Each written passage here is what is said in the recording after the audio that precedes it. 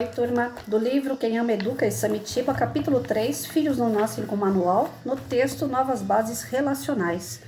Esse procedimento vale para todo relacionamento entre pessoas de qualquer idade, mas tem fundamental importância na formação da autoestima se aplicado pelos pais desde que a criança nasce. Para o atendimento integral a uma criança, são 5 passos: parar, ouvir, olhar, pensar e agir. Parar, para o que estiver fazendo ou pensando, e dar atenção total à criança. Caso não possa parar naquele exato momento, vale colocar uma das mãos no ombro da criança enquanto diz que logo vai atendê-la. A criança deve ficar esperando ali, juntinho de você. Pode ser que ela queira sair para voltar logo depois.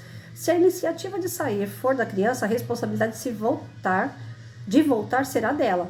Mas deve-se evitar ao máximo dizer para a criança ocupar-se com outra coisa enquanto você termina o que está fazendo. Nem sempre ela volta outra vez pelo mesmo motivo. É também fundamental deixar de lado ideias preconcebidas sobre o que a criança vai falar. Se você pensa, lá vem aquela chata me encher outra vez, seu cérebro já está preenchido em parte com esse pensamento e você perde a chance de atendê-la integralmente. Então, nesse passo aqui, no parar, às vezes a criança fica, mãe, era não sei o que, o Joãozinho lá na escola, não sei o que, tal, e você fala, peraí, não dá para eu falar com você agora. Coloca a mão no ombro dela, fala sério, olhando no olho dela. Agora não dá para eu falar com você. Peraí, eu já vou falar com você. E fica aqui. Agora, se a criança não tem a paciência e sai de perto, vai ficar a critério dela voltar e tirar dúvida ou falar, comentar aquilo que ela gostaria. Agora, se você falar, vai lá, joga a bola lá e daqui a pouco a gente conversa, você não deu atenção para ela, você não parou, você não olhou no olho dessa criança. Então, ela se sentiu desprezada. Ela se sentiu, não era importante para minha mãe, então agora não quero falar mais. E você perde a oportunidade de conhecer melhor o seu filho ali, o filho ou o aluno, porque essa situação vale tanto para pai como para professor.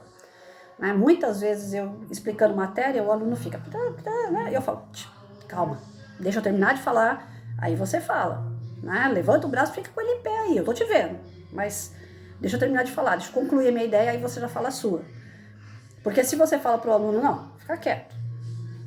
Quando eu terminar tudo, você fala, até lá ele já esqueceu o que ele queria falar. E aí ele se sente menosprezado. Então, a criança menosprezada, ela vai se fechando. A criança menosprezada, ela acha que ela não tem importância naquilo que ela fala, então ela não vai falar mais, Eu acho que eu pequei aqui. Estou refletindo junto com o texto, eu acho que eu pequei aqui algumas vezes que eu devo ter feito isso com meu filho. Olha, daqui a pouco eu falo com você, peraí que eu tô correndo, Principalmente na época que eu fazia escola e ele ficava sozinho em casa. Aí, quando eu tinha aula vaga, isso aí aconteceu. Agora eu tô pensando aqui, aconteceu sim, muitas vezes. Não foi só uma, não. Eu ia na escola, dava aula vaga, era na mesma rua de casa, então eu corria em casa, fazia almoço e tinha que voltar pra escola para continuar dando aula.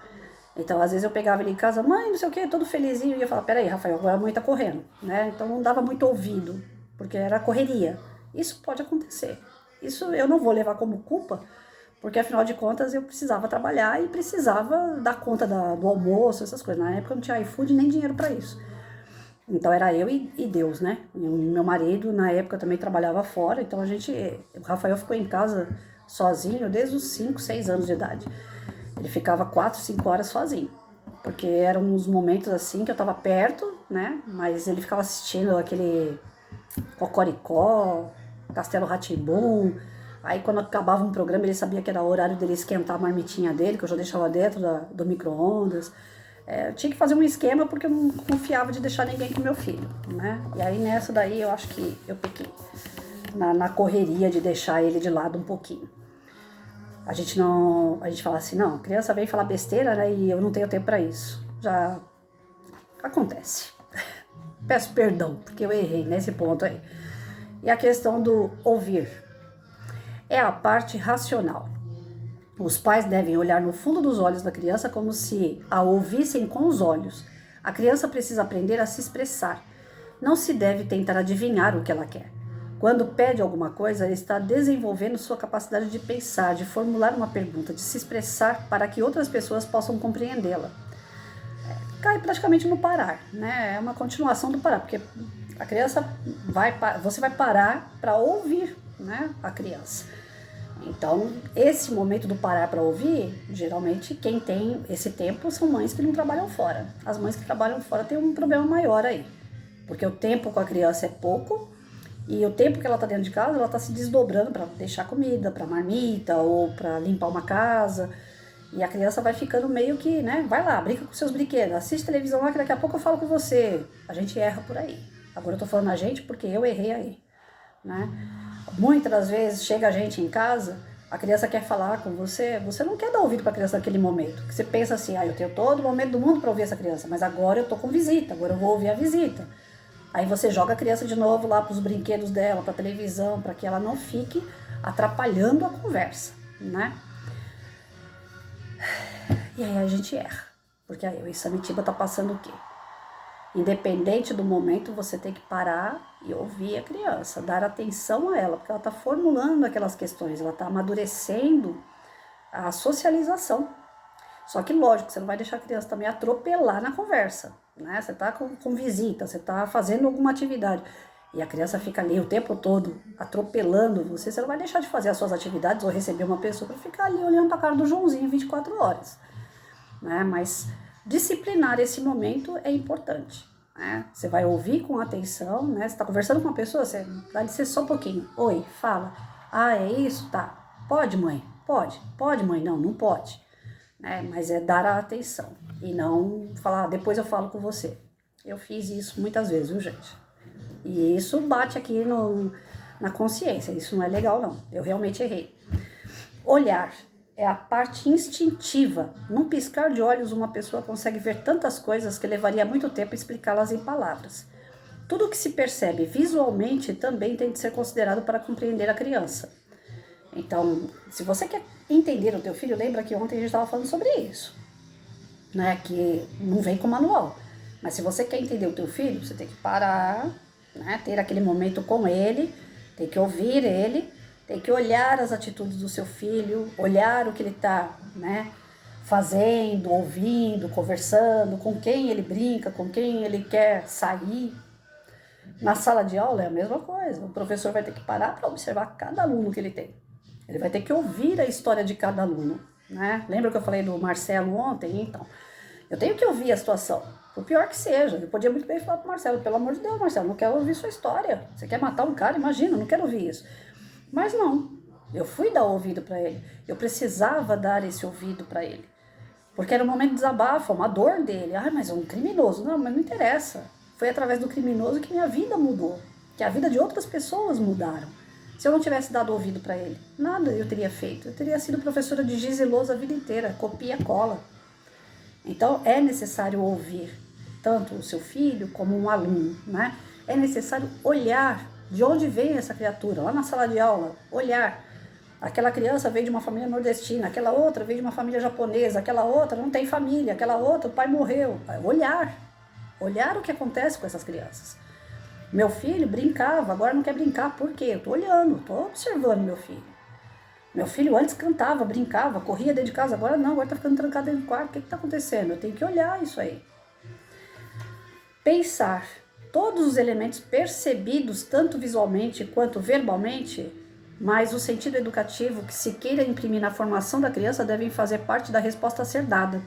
Sentido educativo é o objetivo a ser atendido com a educação que está sendo dada. Quer que o filho seja egoísta?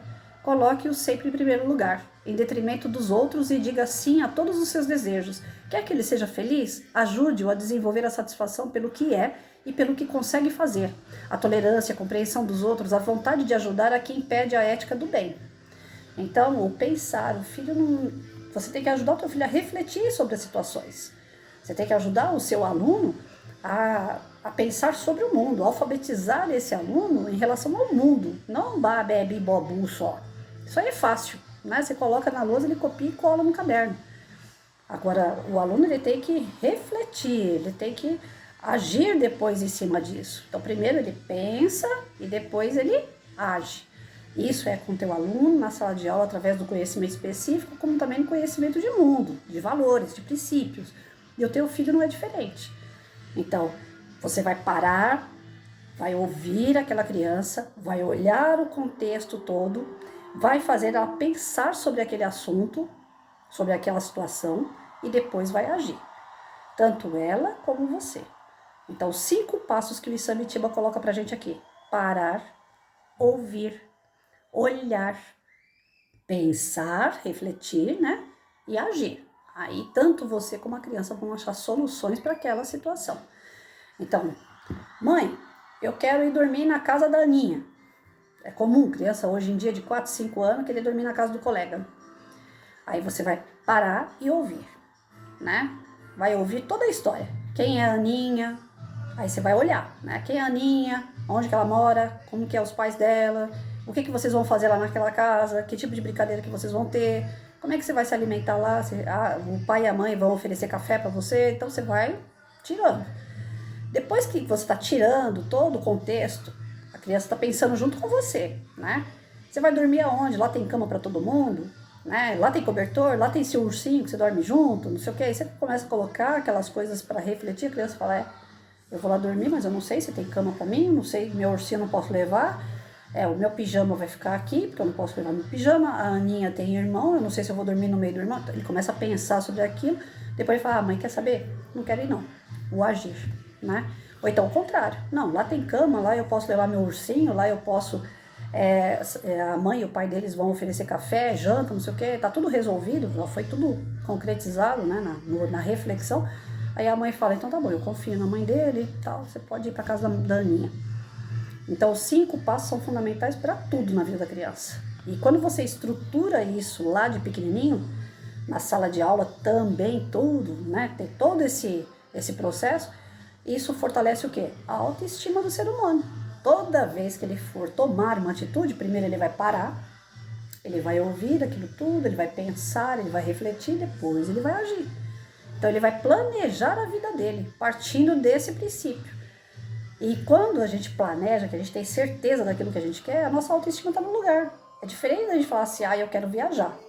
Tá, mas você quer viajar para onde? Não sei, qualquer lugar. Mas como é que você vai dormir nesse lugar? Não sei, lá eu me viro. Então fica aquela coisa perdida assim, quando você vai viajar, sua viagem é uma porcaria, você não consegue dormir em lugar nenhum, você não consegue estadia, você não tem dinheiro suficiente, volta frustrado. E muitas das vezes a gente fala, nunca mais eu quero viajar. Por quê? Porque não teve um contexto aí, não teve uma sequência para chegar na atitude. Então a criança ela vai calcando, né, de pouquinho em pouquinho esses degraus, até que se torne um adulto, seja um cara equilibrado, coerente, né? E isso faz com que ele se sinta importante. Não vai esperar que alguém elogie ele. Poxa, você faz as coisas, tudo dá certo para você. Não. Independente se vai dar certo ou errado, ele sabe as consequências, ele sabe as escolhas dele. Ele é firme naquilo que ele quer, né? Então ele não vai depender de um elogio. Hoje o seu braço tá forte, hein? Tá bombado, você foi pra academia. Não, ele não vai ficar esperando isso, né? Ele não precisa. Ele vai pra academia, ele olha no espelho e fala, hoje meu braço tá forte. Não, hoje meu braço não tá legal, preciso fazer mais. Então a pessoa é dona de si, ninguém conduz ela. Quando ela resolve passar por esses passos aqui. Mas quem é que vai dar esses passos? Pai, mãe, professor. Nós é que somos importantes na vida do indivíduo nesse processo aí. Pode ser que a mãe ou o pai achem muito complicado responder dessa maneira cada vez que 2 ou 3 filhos os atropelem com pergunta. Imagina um professor com 40 na sala de aula, que delícia. Em palestras, eu brinco dizendo que quando um adulto está aprendendo a escrever, ele escreve com a língua. Isto é, para movimentar a mão que segura o lápis, ele mexe a língua simultaneamente, ou falando em voz alta o que está escrevendo. Depois de muita prática, adquire uma escrita como a do médico, ou seja, que só o farmacêutico entende. Da mesma forma, quem atende uma criança também vai adquirindo prática, e sua ação integradora surge quando quase automaticamente, Portanto, a resposta bateu, levou é muito inadequada, pois mostra impulsividade. Respostas ou ações impulsivas servem mais a quem atende do que a criança. Então, a gente tem o péssimo hábito do Joãozinho vem vindo na mesa do professor lá. O professor fala, pode sentar, Joãozinho, não vou deixar você ir no banheiro. Você já está tentando adivinhar o que o Joãozinho quer. Tá errado, né? Tá dentro de casa, a Mariazinha vem. Mãe, não, agora não. Daqui a pouco eu escuto você, ou então daqui a pouco eu te dou o café. Você está tentando adivinhar o que a criança está querendo. Às vezes não é nada disso, né? Muitas vezes, aluno meu, isso aconteceu em sala de aula muitas e muitas vezes. Aluno meu vinha na mesa, né? Eu falava, vai lá, senta lá, agora não. Não, peraí, professora, eu só quero te dar um abraço. Nossa, me quebrava as pernas, gente, quando isso acontecia. Porque eu achava que a criança ia vir para poder me fazer alguma pergunta, para poder falar alguma coisa que não tinha nada a ver. Que criança é assim, eles viajam na maionese, né? E às vezes você tá atrapalhado fazendo documentação para entregar para a direção, aquela coisa toda. E eu não dava muita atenção em época que eu tava fechando diário. Eu falava, agora eu tô fazendo documento, não posso conversar. Faz a lição aí que eu tô fazendo aqui. E muitas vezes o aluno falava, não, peraí, professora, né, eu só quero te dar um abraço, ou então eu só quero fazer uma massagem na senhora. Quando eles falavam, eu já terminei de fazer minha lição, eu só quero dar uma massagem na senhora. Nossa senhora, me quebrava as pernas. Eu falava, eu não quero a criança e a criança querendo me fazer o bem, né? Vendo que eu tava nervosa diante do documento, eu queria fazer massagem na professora para ficar, né, relaxada, ficar melhor. Então, a criança, ela consegue quebrar as pernas da gente, sim. Porque a gente, no nosso agito, no nosso dia a dia, a gente não percebe, mas eles são mais carinhosos, eles são mais sensíveis. E às vezes um não que a gente dá bruto, porque a gente não pensou, né, não parou, não ouviu, a gente magoa aquela criança, a gente machuca, né? Meu filho, ele tinha a mania, ele aprendeu comigo, né? Porque eu também fazia isso pro pai dele, depois eu fiz para ele. A gente pegava papel e escrevia dicas para ganhar um presentinho. Então, um pirulito, que fosse. Eu escondia o pirulito dentro de casa e colocava, segue à direita, entra no banheiro, embaixo do armário. Aí tinha, para cada lugar tinha um papelzinho escrito. Então, as dicas para achar o tal do pirulito, né? Presente de aniversário, presente de Natal, a gente sempre fazia isso. Aí, acontecia às vezes, meu filho fazer isso do nada, né? Com coisas dentro de casa, uma bala que tivesse dentro de casa, ele fazia isso e eu chegava cansado do serviço e lá vou eu procurar, né? Tudo aquilo, aquelas dicas da casa para poder chegar no presentinho que ele queria me dar. Então, se a gente não tivesse esse tato, né? Ia chegar em casa e falar, pelo amor de Deus, eu tô cansada, eu trabalhei o dia inteiro e eu vou ficar procurando coisa dentro de casa, né? Mas não, isso aí, graças a Deus, eu dei conta.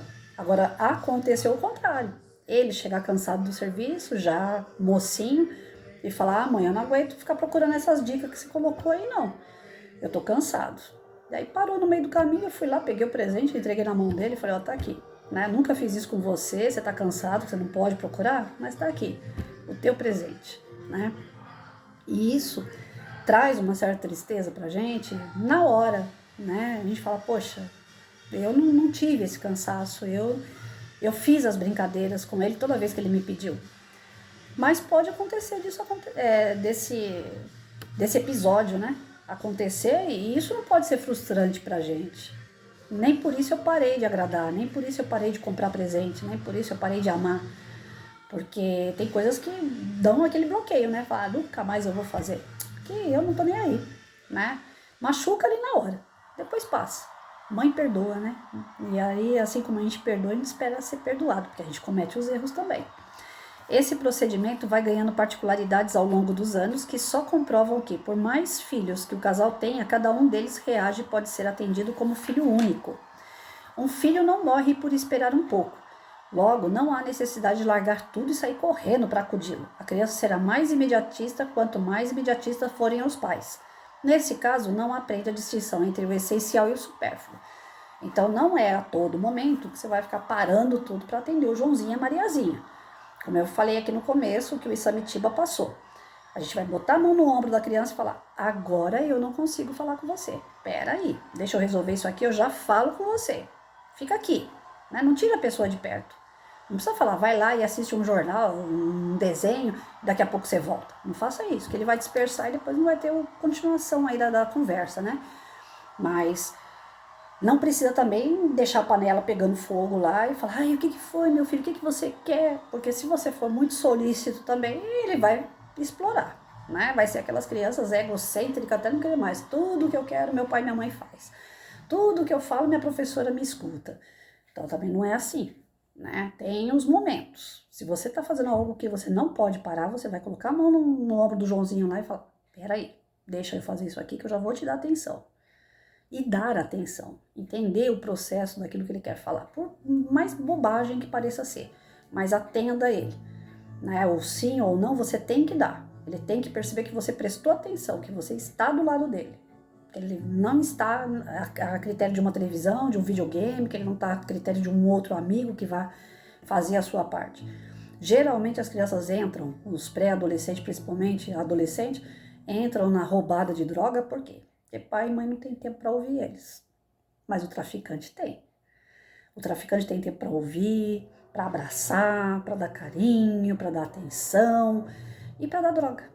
Então, aquilo que a gente, enquanto pai e professor, não fizer, tem alguém esperto esperando para fazer.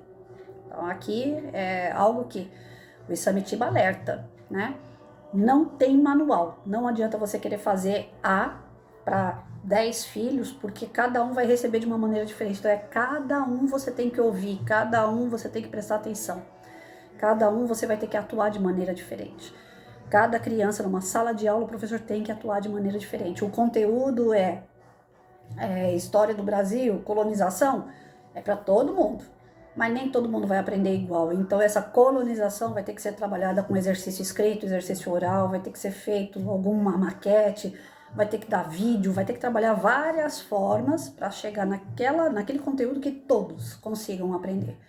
Porque, na verdade, se você colocar um texto na lousa, um texto no caderno, fazer uns exercícios, vai ter 1/3 da sala que vai aprender, 2/3 vão ficar para trás. Por isso que existe tanta retenção. Porque tem muita criança que fica para trás. Ah, eu dei para todo mundo. Eu fiz igual. Mas não é todo mundo igual. Mas existem as inteligências múltiplas. Depois vocês procurem isso na Google. É muito importante, tanto os pais como os professores saberem a teoria das inteligências múltiplas. Tem criança que aprende ouvindo, tem criança que aprende vendo, tem criança que aprende sentindo, tem criança que aprende de uma maneira que tem que estar lá no meio da situação, do aprendizado dela, para ela colocar a mão na massa e aprender.